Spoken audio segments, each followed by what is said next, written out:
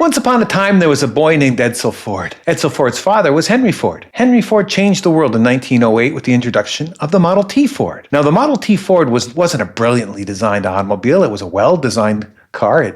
It was very reliable. But what made it truly special was its incredibly low price. How could it be sold at such a low price?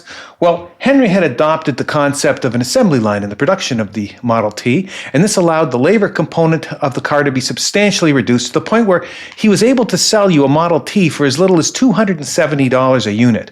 This is, $7,000, $8,000, $9,000 in today's money, so that, well, anyone with a reasonably good job at that point in time could afford this automobile. And so he, in effect, put America on the road, and within a few years, put the world on the road. There was only one problem. Henry really liked his Model T, and he kept it in production for 18 years, so that by 1926, the Ford Motor Company is primarily still making one vehicle, the Model T. Now, the engine's been changed a few times. There's been 4 or 5 tweaks of the body styling. You can get a Model T and everything from a pickup truck to a sports sedan, but they're all just Model Ts. And they're selling at the low end of the market. That's his niche. He's the car for every man. Henry has a son, as we've said. And his son, he's the idea man. And Edsel thinks by 1926 that it's time for a new car, a new model, something that will catch the public's imagination, and something at the same time will increase Ford sales, which have been substantially lagging over the last couple of years as the competition has caught up and passed the Model T. And that's the story we're going to tell today.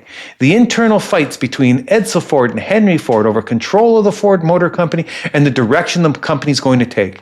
Hi, I'm the 100 Proof News Hound, and we're here with another episode of the 100 Years and More Show. Now make sure you like and subscribe by hitting those buttons because it's very important for the development of the channel.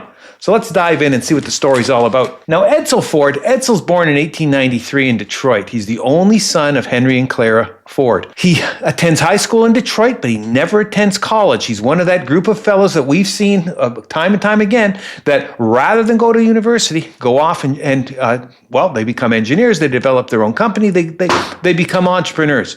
Henry invites his son Edsel to join the firm upon graduation from high school, and Edsel's glad to take up that opportunity. As a matter of fact, that's not to say that Edsel had a tough childhood. There's an article here in the Inter-Ocean Chicago paper, January 20th, 1907. It says there, young Edsel Ford in his Ford runabout furnishing power to a train of sleds, and as a picture of Edsel Ford at the age of 14 bombing through the neighborhood in his Model T prototype, dragging the neighborhood kids behind him with sleds. Now, if that picture was recreated today, everyone associated with that picture would be serving time. But back then, that's just what kids did. Edsel joins the firm at the age of 18, and by the age of 22, he's ensconced as an executive. Here we have an article from the Detroit Free Press, May 28th, 1915. Because he's the only son of one of the richest men in the world, everything he does is news. And so here we have an article. Edsel Ford, son of Henry Ford, will tour the Pacific Coast in a Ford car specially equipped with camping outfit and all the necessary fittings for an out-of-door life for the entire trip if necessary.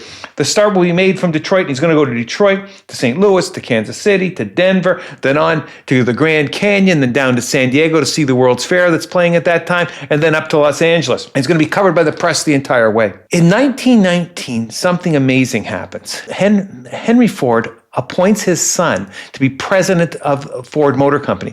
It's 1919. He's 26 years of age, and he is made president of the company for real, not an honorarium, but for real. He's the president of the company, and that gives him a great responsibility. Here's an article from the Clarion newspaper in Mechanicsville, Maryland, January 1, 1920. It says, 8 million bonus paid. Ford Industry divides profits with employees. They've got a profit-sharing plan. It says here, Henry Ford and his son Edsel Ford announced today the distribution of $8 million bonuses among the 80,000 employees of all branches of the Ford Motor Company. It amounts to, in today's dollars, bonuses between $6,000 and $1,500, and they were paid in cash. It says here, the bonuses which will be paid in cash today come in addition to the profit-sharing plan which was inaugurated several years ago and which will be continued. It is the intention of the Ford organization to make the distribution of these bonuses an annual event if the earnings of the company permit. So a very progressive company there. We always heard about Ford and the $5 day. This is in addition to that. If the company does well, you're going to do well. The responsibilities that Edsel was carrying, well, are recognized in the press. Here's an article in the Detroit News of February 10th, 1923. It says, young man carries big responsibilities. It says, it is doubtful if in the United States now or at any time in the past, responsibilities of such proportion as rest upon the shoulders of Edsel Ford have ever been borne by a man of his years. True, he's 26 years old. It says the title is by no means an empty one. It says here, step by step since his school days, he has progressed in the Ford organization by working in and learning at first hand the policies and foundational work and the aims of the whole. He learned to do by doing, and today he is admired and respected not only by his associate executives, but by the workmen in the plant who look to him for real leadership. So he's the man, he's the president. But you know what? Henry's still working there. Henry's there every day. And while even though Edsel's the president, nothing gets done without Henry's approval, and hence the conflict. And here's the problem. Here's the nub of it here. The Ford Motor Company has carved out a niche at the low end of the market. They're going to try to make some inroads. We're going to see with Lincoln Motors in a bit here, but 99% of their sales are at the low end of the motors in the market. General Motors takes a different approach. Here's an ad in the Detroit Free Press, January 25th, 1927. A car for every person purpose. Here is every style of body, every style of design, 4 cylinders, 6 cylinders, 8 cylinders, every improvement, every price, from the Chevrolet touring car at $510 to the Cadillac with special coachwork at $9,000. A car for every person and purpose. So that gets you there for every car in today's dollars from $30,000 to $300,000. We got it all covered for you, whatever it is that you want. Even the Chevrolet is a more expensive car than the Model T. So everything above the Model T, General Motors has grabbed. They have Chevrolet, Pontiac, Oldsmobile, Buick, Cadillac, GMC trucks, yellow cabs, trucks and buses, as well as, heck, even Frigidaire. They make refrigerators if you can't find a car you want. Here's an ad. San Antonio Express, Sunday, April 18th, 1926. For a Cadillac Roadster, $3,250. That's about $100,000. It says here the new 90-degree Cadillac, and the 90 degrees refers to the offset, the 90-degree offset of the cylinders in their V8. It says here more than 200,000 of the world's most critical motorists have owned more than 225,000 8-cylinder Cadillacs, the widest acceptance of the 8-cylinder principle in all the world. Cadillac has carved itself out as a leader in large-engined automobiles. They've also got the mid-range covered here. Chevrolet has changed. An article in the Detroit Free Press, or ad Free Press, August 21, 1927. Chevrolet has changed every idea of how fine a car you can buy for a little money. And it says because of the quality features, and they list like a dozen different features that they have that mostly that the Model T does not have. And they list their price points, everything from $595 up to $745. So basically double what the Model T is charging, but you're getting, in their view, more than double in features, style, and performance. And then a real dig at the Model T is in the ad here in the Detroit Free Press, October 2nd, 1927. It says Chevrolet, see the most beautiful Chevrolet, and then they describe what the Chevrolet has. But Chevrolet has developed several things here. Cars in every color. Notice that they have a peacock here as the symbol. Cars in every color. The Model T, to a great extent, is really that any color as long as it's black. Black is 98% of Model Ts. They also do yearly model changes here at Chevrolet. Every year you're going to have some tweak in that. There's going to be new features, new coloring, new design, what they want to do is they want to make this into an aspirational consumer product and something that you want to have the best of. And if your next door neighbor has last year's model, he's nobody, you got to get this year's model. They know that that's how the public thinks, and they market it to that, and their market share is increasing accordingly. Meanwhile, over at Ford Motor Company, they peak in 1923 with over 2 million in sales. By 1926, they're down to 1.5 million sales. They've lost 500,000 sales off their peak years, and they're losing them to companies like General Motors and Chevrolet in particular. And something has to be done one way or the other. Either the Model T has to get substantially tweaked, or they've got to replace the vehicle here. The first thing Ford did, remember we talked about the Cadillac here at the high end of the market and the V8. One of the first things Edsel Ford did when he became president was purchase the bankrupt Lincoln Motor Car Company. Lincoln was making a car they called the Model L. It went bankrupt in 1922, and they picked up defunct company and began producing their own Model Ls. And we have an article here in the Chattanooga News, October 22nd, 1925. Ford resources behind making of Lincoln car, and they describe it's a great car and it's a V8, et cetera, et cetera. And then the subheadline is charming Chattanooga matrons who have chosen Lincoln automobiles, and they have pretty young ladies standing beside all the different variants of the Lincoln car that Lincoln is attempting to sell in competition with Cadillac. Now, the Model L is a fine car, but they adopted the opposite strategy. They rather than not changing by every model year, they actually prided themselves, the Lincoln Company prided itself in continuity, that we're going to keep that same model looking the same for years. I don't believe it worked, and it certainly didn't work according to sales figures. Throughout the 1920s, the Lincoln Company would sell about 8,000 units, and Cadillac would sell more than 40. So Cadillac would outsell Lincoln by more than 5-1. Ford Motor Company, though, it's still a big company. It's got a lot of cash. They're losing market share, but they're not panicking. But they're looking at are there other things we can do? And Edsel has the idea about getting into aviation, and this is a thing that Henry Ford's not opposed to. So here we have an article in the Times-Picayune, New Orleans paper, January 2nd, 1927. Henry Ford, rearing in aerial empire, greatest private aviation undertaking. The Ford Motor Company is going to get into the production of airplanes, and they actually do it. They go out and they buy a company called Stout. Stout makes 3 different planes, but the one that's really, really something is their trimotor, 3-engine plane. It would then become the Ford trimotor and would be produced at Ford assembly plants. Here we have the Detroit Free Press, February 6, 1927. And now the airplane on the assembly line. Factory equipped to use auto methods. It says here, the new factory is 500 feet long and 122 feet wide. There are no posts or supports of any kind between the walls, leaving 61,000 square feet of unobstructed space. With the present crew of 160 men, the factory will turn out one of the large 10-passenger planes every 2 weeks. Working at capacity, the plant will produce one such plane a week. Contradictory to what they said 2 weeks, the one before. But the Ford Trimotor was actually a really solid plane. It was probably the first truly reliable passenger aircraft built in America before World War II. Now, other companies are getting in on the aviation angle at the urging of Ford Motor Company. And here's what we have: one of the suppliers in an article of Detroit on the Detroit Free Press, Monday, February 14th, 1927. It says, 4,500 airplanes now fly daily in common service. Total miles flown by the commercial Army and Naval and Army and Navy planes last year was 36 million. This is funny, 75 round trips to the moon, and then they bragged that there were only 25 fatal crashes. If you were going to go to the moon 75 times and 1/3 of the time you're going to end up in a fatal crash, I don't think anybody will ever go, but they don't realize the irony of that. They just they think that's actually a good number. It says, Edsel Ford desires to do for aviation what his father's done for the automobile. It says, today is the 1903 of aviation. No, 1903 was the 1903 of aviation. What they mean by that, today would be the 1908 of aviation. They want to say mass production of airplanes, which in cars was 1908. So that article's got about six things backward, but it's still, it gets the point across. Aviation's the coming thing, and Ford Motor Company is going to do it. Then we have a thing from Standard Oil. Standard Oil, of course, are the Rockefellers. Here it says here that Standard Oil of Indiana announced yesterday the purchase from Henry and Edsel Ford of a huge all-metal 3-engine monoplane, the Ford Trimotor, to provide safe, fast, and comfortable trips for its official to outlying oil regions. Every company's going to need their own company plane, and eventually they actually do. But this was the first instance of it back there in 1927. They get involved in promotion of air travel. He says birds. This is a Free Press article, August 2nd, 1927. Bird's polar flight backed by Edsel Ford.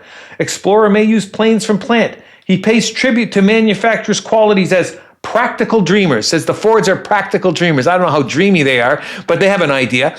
The problem is that the airplane manufacturing segment of the economy is just a tiny fraction of the automotive, and they'll never be able to make up through the production of a few hundred airplanes what they're losing by not selling hundreds of thousands of Model Ts.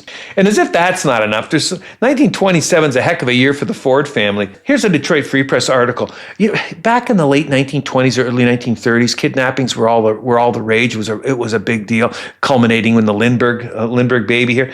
Here we have an article that says, captive admits plot to mulct, and mulct means basically extort Edsel Ford. It says 9 month hunt ends in arrest of writer of many blackmail letters. It says here, a 9-month search over a dozen states for the author of an alleged blackmail letters to Edsel Ford, Detroit motor car magnate, demanding money for information concerning a date when Mr. Ford's son would die, ended the day with the arrest by New Orleans private detectives in Biloxi, Mississippi, of Edmund Grant Goodwin, 25-year-old hotel clerk. So he's being blackmailed, and his son's life is being threatened while all this action's going on at the company. Back at the company in early January 1927, this is when it all comes to a head. The company there's something going on, and it isn't good. I have never seen, when you get an announcement from a company, it's always on what they're going to do. This year, we're going to have great models. This year, we're going to do this. This year, we hope to accomplish that. Here's what it says here. Headline, Ford will not change models. This is from the Ford Dealers Association. There will be no new model and no new Ford car is going to be introduced, nor are we planning any 6 or 8 cylinder cars. They're making an announcement saying all the things they're not going to do. And it actually happens to be all the things the critics say they exactly should do.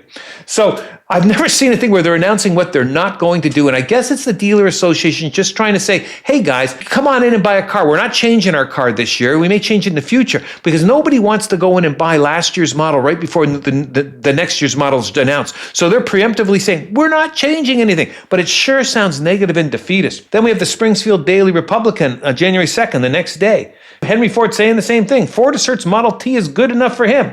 Declares he has no intention of bringing out 6 or 8 cylinder cars as rumored. Again, making a negative announcement here.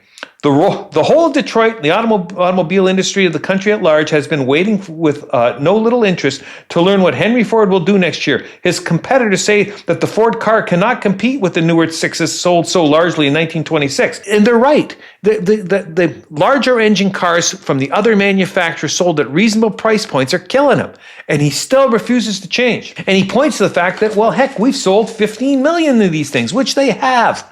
But that doesn't mean that the next year is going to be good just because, as I said, past performance is no indicator of future results. But he seems to think they are. The critics in the article of that article of January 2nd, 1927, believe that the Ford Motor Company got 40% overcapacity. Their factories at that point in time are only running at 60%. They've had to lay guys off.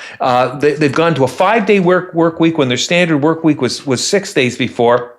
And here's what the nut of it. Here's what's really, I'm sure, bothering Henry Ford. It says here, a new car would involve scrapping many millions of dollars of equipment and completely reorganizing one of the biggest industrial establishments in the world. Have to retool the whole thing. The cost in today's dollars would be hundreds of millions of dollars. And he doesn't want to spend that money, but you got to spend that money. And his son Edsel realizes that. And how big of a problem was this at the Ford Motor Company? You always hear that they were having trouble, that there was conflict between Henry and Edsel. But this is the first article I saw that outlined exactly how bad it was. Here we go. Collier's Eye, Chicago, Illinois, Saturday, January 1, 1927. Shake-up in Ford plant. It says here, the story of a split between Henry Ford and his son Edsel has leaked out. There have been rumors of it for some time, but there was no way of laying a finger on the actual breach, for the Ford organization keeps its secrets well. But it says here, Edsel is being divorced from the automobile end and given charge of the aircraft division, which has not yet been announced, with the elder Ford himself getting back in the harness, running the business under a tighter hand than he has displayed in years. So according to this, Edsel's out, Henry's back in. That's what you always want to do when it's a crisis of innovation, is bring the 60-year-old guy back from pasture to run the company. But apparently is what Ford Motor Company wants to do as of January 1, 1927. It says here, when operating in full time, the Ford plants around Detroit, and that's primarily the River Rouge plant, have employees of averaging about 110,000 workers. It says now there are about 40,000 engaged in indispensable jobs. So the workforce has been substantially laid off. What's going to happen? Well, what's going to happen is the Ford family is going to put on a good face. They just so happens, just at this time, the 15 millionth Ford car is completed. And here's the Detroit Free Press, May 27, 1927. 15 millionth car completed yesterday. Henry and Edsel Ford drive it from Highland Park plant to the Dearborn estate. And they've got pictures of Henry Ford driving both the number one car, the first car he ever made, and the 15 millionth. And the reason that they can be so cordial is that behind the scenes, Edsel has already won. Detroit Free Press, Thursday, May 26, 1927. New Ford cars announced. Production to begin soon. Details of coming models withheld. Edsel wins. There's going to be a new car. They're going to call it the Model A, just because they do. And that announcement puts an end to the negative rumors, and now they can get to go ahead and design the automobile and tell the public what positive features it's going to have, and maybe they can regain their market share. One of the things that's important, and this article comes out on June 22nd, 1927. It goes back to that transmission we earlier talked about. 3-speed Ford planned claim. The Model T had this crazy transmission, and they're going to replace it with the kind of transmission that everyone else uses. Here's what it says. A standard 3-speed gear shift will replace the former 2-speed planetary transmission, which was used on 15 million Model Ts, and the new model will have 3 forward gears and 1 reverse. So they're gonna make it was almost cult-like before. You had to learn how to drive a Model T, and it wasn't like any other car in the world. Now they're going to make it easy. You've been driving a Chevrolet, here, come on over and drive our Model A. You've been driving a Packard, come on over and drive our Model A. They're going to make it easy. They're also, in addition to the standard closed models, there will be a sport roadster and a cabriolet. All of the cars, it is said, will be available in a wide variety of colors, along with a scratch-proof pyroxene finish. About bloody time. You'll now be able to get your Model A in any color of the rainbow virtually, and so now they can directly compete with those peacocks over at General Motors. The world's been waiting for this. Like, no one could understand in the press and in the public really why they had delayed so long in introducing a new model. Here's the Detroit Free Press article, December 1, 1927. Headline: Edsel thrills photographers. It says Edsel Ford took one of the new models and ran it in a churning circle on the grass at the south of the big administration building in Dearborn yesterday, to the glee of newspaper photographers. So they announced the different models. They've got photographs here of the 4 different models that are initially going to be produced. They've got the pricing, and here's what's important about the pricing. We get prices in it everywhere from $385 all the way up to $570. And what that represents is about a 50% price increase over the Model T. You're going to remember, all cars have about the same number of parts, but by producing a better car, what's perceived by the public to be a better car, you can charge 50% more for it and potentially make more per unit because you're selling a more expensive car. That's something that Edsel understood that Henry perhaps never did. Henry just kept going to the lowest possible price point, to the point where he's basically competing with lawnmowers. Not Edsel. Edsel's going to give the public what they want in a well-designed car. Now, there's going to be coupes, cabriolets, sedans, roadsters, Fayette. No, it's not a high-performance car. It's still an entry-level car, but it's going to compete directly with the Chevrolet and not try to undercut the Chevrolet. It says here that in the same article that the Ford Roadster, the rumble seat will be optional, and that the car will come in 4 colors at its selection of the buyer. So there'll be 4 basic colors that you can get, which is 3 more than the Ford Motor Company ever offered before. And you know what? The world was grateful that Henry finally gave in and let Edsel have his way. Here's an announcement in the Detroit Free Press, December 2nd, 1927. It says here, "To you, Mr. Henry Ford, Mr. Edsel Ford and Associates, this institution extends the most hearty congratulations.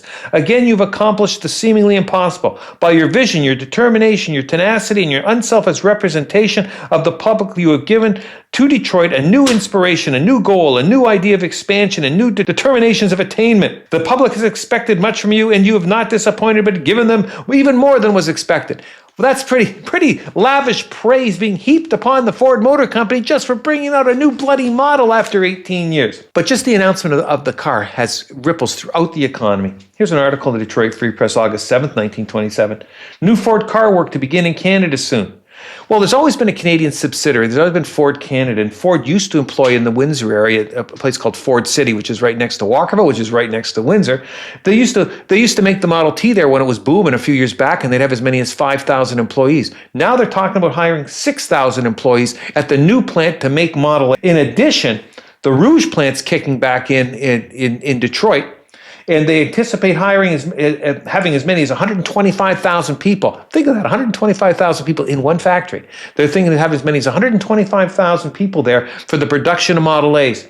There's such demand on the system that the city of Detroit announced that they're going to purchase 125 new streetcars just to handle the expected increase in traffic out to the River Rouge plant. So that's the kind of effect that just the announcement can have on your city. Another article, the Detroit Free Press, January 8th, 1928. Detroit's outlook held to be best in years. New factories in automotive situation are cited by economists. Stresses large gain in auto production.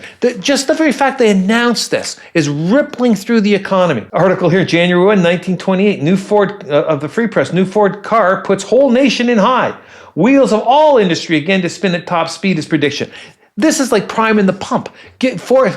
Bringing back Ford Motor Company at full capacity is going to be good for business for suppliers and glass manufacturers, for all kinds of different companies.